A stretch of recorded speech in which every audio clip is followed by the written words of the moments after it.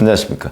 2024년 10월 22일 최병무 팩트 시작하겠습니다. 어제 오후에 윤석열 대통령과 한동훈 대표 간의 80분 정도의 면담에서 어떤 얘기가 오갔는가 하는 데에 대한 한동훈 대표 측의 설명은 박정화 대표 비서실장이 했습니다.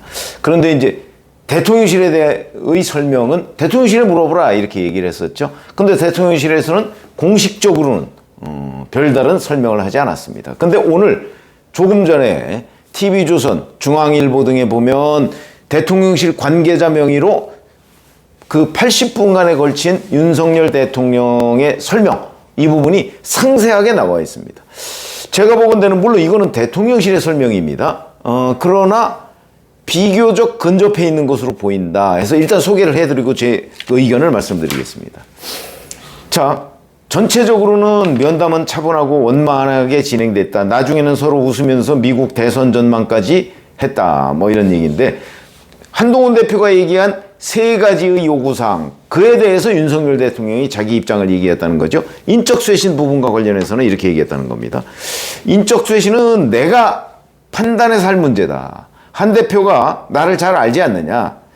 대통령실의 어떤 직위의 누가 어떤 문제를 이야기하고 있는지에 대해 구체적으로 한 대표가 아는 대로 그 내용을 비서실장이나 정무수석에게 전달해달라.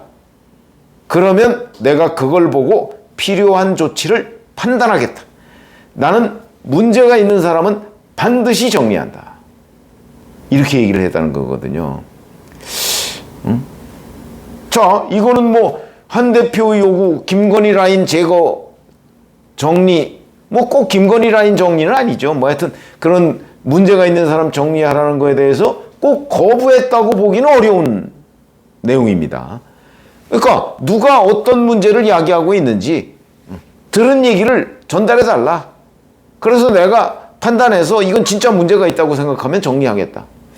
어떤 의미에서는 뭐 한 60, 70% 정도는 수용했다고 얘기할 수도 있는 대목이다. 제가 오전에 여지를 남겼다 이랬죠. 여지를, 동아일보 보도에 그런 게 있다. 그러니까 동아일보가 취재를 잘한 것으로 보입니다. 그러니까 완전 거부가 아니라는 거죠. 또 하나, 김건희 여사의 활동 중단 요구도 있었죠. 이 부분에 관해서 이미 집사람은 많이 힘들어하고 의욕이 없다. 부인이 필요한 공식 의전 행사 말고는 대외 활동은 이미 자제하고 있다. 앞으로도 보면 알 것이다. 이렇게 얘기했다는 겁니다. 자, 그러면 김건희 여사 활동 중단 요구는 사실상 받아들여진 것 아니냐.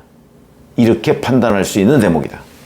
그 다음에 또 진상규명에 대해서 협조해라 하는 그 한동훈 대표의 요구가 있었습니다. 이에 대해서는 이미 검찰이 수사를 진행 중이니 일단 지켜보자. 이렇게 얘기를 했다는 거고요. 여기에 보면 이제 이와 관련해서 김건희 특검법 얘기가 있는데 이에 대해서도 입장을 밝혔다고 합니다.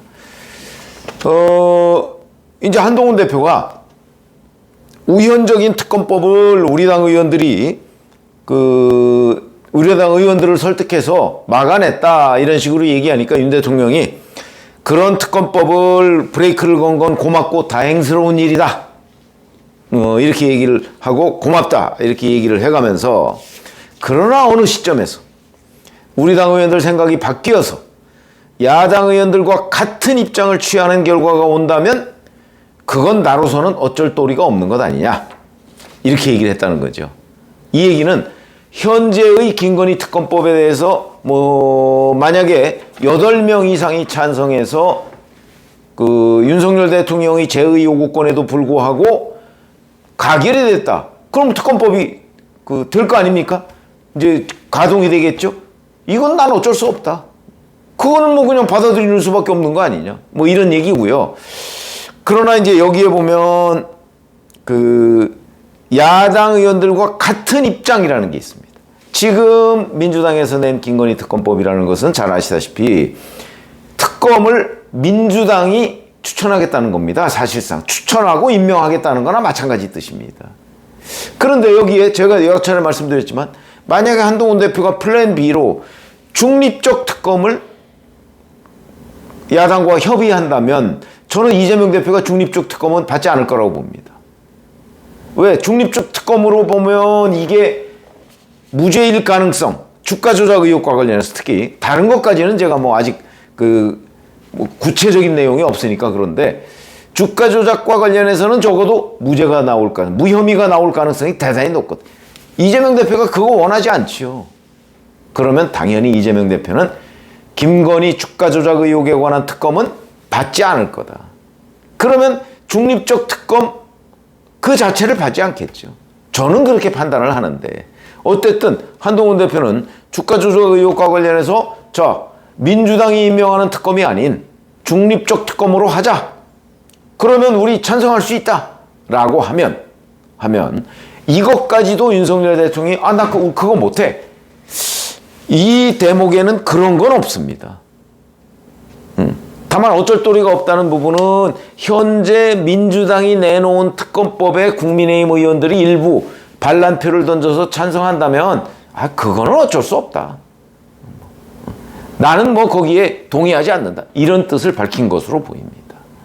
그러나 이제 만약에 중립적 특검 아이디어를 한동훈 대표가 낸다고 한다면 그건 좀 의미가 다르죠.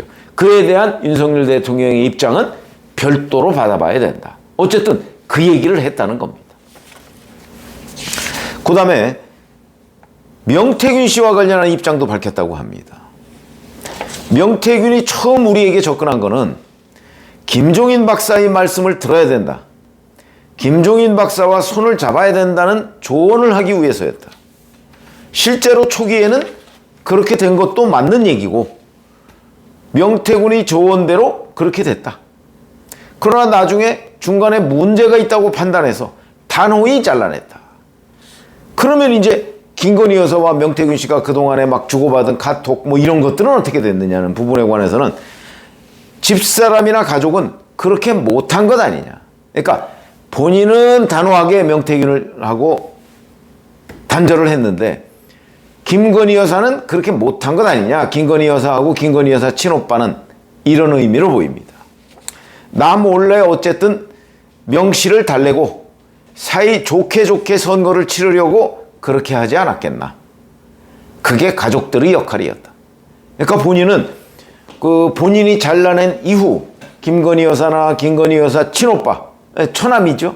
처남이 명태균 씨하고 이런 거 저런 거 주고받은 부분은 몰랐다. 이렇게 얘기를 하고 있는 겁니다. 물론 뭐 이거는 윤석열 대통령의 설명이죠. 그 다음에 특별감찰관 요구에 대해서는 여야가 합의해야 될 문제고 합의하면 받겠다 이런 뜻이죠. 다만 북한 인권재단 이사 임명과 연동되어 있는 문제다. 그건 무슨 얘기냐면 북한 인권재단 이사 임명을 민주당이 반대하고 있거든요. 그러니까 북한 인권재단 이사 이거 임명하고 추천하고 민주당도 그리고 여야가 특별감찰관 합의하면 나 언제든지 받을 수 있어. 이런 얘기입니다. 이것도 특별감찰관 제도를 거부했다고 보기는 어렵습니다. 입장 차이가 있는 거죠. 이 입장은 지금까지도 동일했습니다. 유지하고 있는 겁니다. 그러면서 여야 합의를 이끌어내야 한다. 이렇게 얘기를 했다는 겁니다. 자, 물론 이거는 이제 윤석열 대통령 입장에서 윤한 회담에 대한 사후 브리핑입니다. 브리핑으로 보입니다. 제가 보기엔. 익명입니다. 물론. 그러나 이거 아마 정진석 대통령 비서실장이 설명했을 겁니다. 그렇지 않겠습니까? 그 자리에 누가 있었습니까? 아니면 뭐 정진석 대통령 비서실장이 이도훈 홍보수석한테 설명을 해서 이도훈 홍보수석이 했거나 뭐 이런 정도 아닐까요?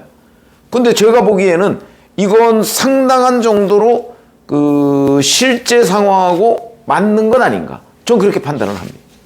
그렇다면 완전 빈손회담이다 라는 건 잘못된 판단이다. 오히려 그거보다는 제가 오늘 아침에 설명해 드렸듯이 윤석열 대통령이 한동훈과의 회담에서 여지를 남겼다고 하는 부분이 훨씬 사실관계에 근접한 것 아니냐. 저는 그렇게 판단을 하고요. 대신 본인의 입장을 한 대표한테 상세히 설명함으로써 한 대표가 앞으로 대야 협상, 뭐 이재명 대표하고 곧 만난다고 하니까 그런 부분에 관해서 이러이러한 이제 윤 대통령의 생각을 정확하게 알고 그 중에서 윤 대통령의 생각을 고쳐야 된다고 판단하는 부분이 있으면 대통령실에 얘기를 해야 되고, 그 다음에 정말 김건희 라인이라고 생각하는 구체적인 행동들이 있고 이건 고쳐져야 된다. 이 사람은 바꿔야 된다는 게 있으면 윤 대통령의 주문대로 구체성을 띄어서 언제 어느 때 이 사람이 이렇게 얘기했는데 이거는 잘못됐으니까 이 사람을 바꿔주십시오 라고 요구를 할 수 있다. 그 다음에 야당과 이러이러한 문제에 또 협의할 수 있다. 그런 일종의 가이드라인이 되는 겁니다. 그러니까 어제 회담은 윤석열 대통령이 본인 입장을 설명해 가면서 내 입장은 이렇다. 그걸 좀 이해해주고 앞으로 이렇게 나아가자 라고 얘기를 한 거죠. 자, 이제 이렇게 되면 이제 한동훈 대표가 윤석열 대통령의 입장을 어디까지 이해할 것이냐. 이런 부분이 또 남은 겁니다. 예를 들어서 인적 쇄신 부분과 관련해서 아니다. 김건희 여사 라인이라고 지금 언론에 저 인터넷에 돌아다니는 사람 다 잘라라. 글쎄, 한동훈 대표가 법조인인데 그렇게 얘기할 수 있을까요? 그냥 누구 라인이라고 소문이 돌면 다 잘라라. 이거는 아니죠.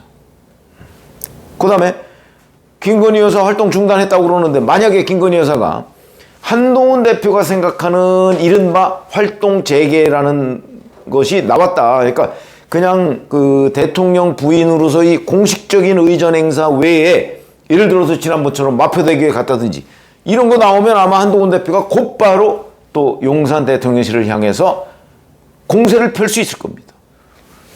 중단해라! 이렇게 얘기할 수 있을 겁니다. 그런 게 나오지 않는 이상 어찌 보면 윤석열 대통령이 약속을 지켰다라고 할 수 있는 부분일 것이고 진상규명협조는 검찰 수사를 일단 지켜보자고 그랬으니까 일단 지켜보자는 겁니다. 수사 결과가 나오고 만약에 뭐 김건희 특검법 뭐 이런 것들이 이제 중립적 특검 뭐 이런 게 있으면 야당과 협상해서 뭐 그 부분은 충분히 저는 처리할 수 있다고 봅니다. 이미 대통령이 뭐 국민의힘 의원들이 생각이 바뀌어서 야당하고 동의한다면 그건 나 어쩔 수 없다.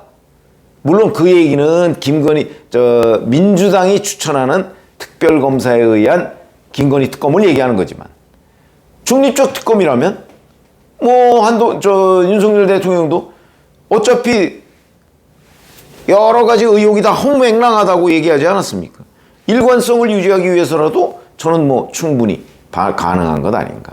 그래서 그냥 빈손이답니다. 그러니까 윤한 완전 결별이다. 이렇게 생각할 거 아니다. 지금부터 한동훈 대표가 윤석열 대통령이 제시한 가이드라인 중에서 본인이 지켜야 할 거 아니면 용산을 더 설득해야 할 거 이런 것들을 잘 갈라서 대처하면 지금 당정 간의 갈등은 의외로 봉합될 수도 있고 그러면서 앞으로의 상황을 이제 용산이 또 어떻게 국민들한테 잘 설명하는 문제도 있습니다. 일단은 윤한회담에 대해서 이렇게 설명을 한 거죠. 그런데 저는 제 입장은 어차피 김건희 특검은 갈 수밖에 없다고 저는 생각을 합니다. 그게 지금 민주당 방식이 아닌 중립적 특검에 의한 김건희 의혹 진상 규명. 물론 야당 주장대로 30가지가 넘는다. 이건 말이 안 되죠. 중요한 거 한번 해보자 이거죠. 저는 충분히 가능하다고 생각합니다. 그렇기 때문에 지금 윤한회담이 빈손이다라고 얘기할 거 아니고요. 여백이 상당히 많다. 이 여백을 채워가려는 노력, 윤한 두 사람이 해야 된다. 이렇게 판단합니다. 고맙습니다.